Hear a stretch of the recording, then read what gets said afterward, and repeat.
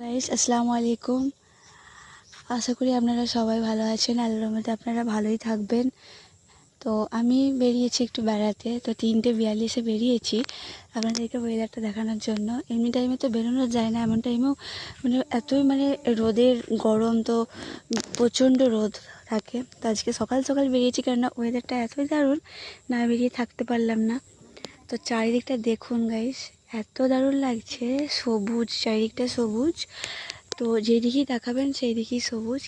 কিছুদিন পর ধান যখন পুরোপুরি হয়ে যাবে, এক এক জায়গায় ধান হয়ে গেছে, এক এক জায়গায় ধান হয়নি, তো পুরোপুরি যখন সব ধান হয়ে যাবে একসঙ্গে, তো চারিদিকটা পুরো হলুদ লাগবে। তো এখন যেই দিকেই দেখছি সেই দিকেই সবুজ, খুব সুন্দর লাগছে। ওই যে পাশ থেকে একটা নদী বয়ে যাচ্ছে, এটা হচ্ছে শাখা নদী। তো মেন নদী হচ্ছে আমাদের মন্দেশ্বরী, সেটা শাখা। এটা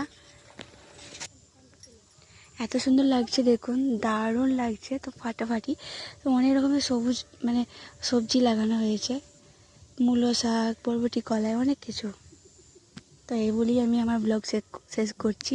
যদি ভালো লেগে থাকে তো লাইক অ্যান্ড সাবস্ক্রাইব করে দেবেন, পাশে থাকবেন।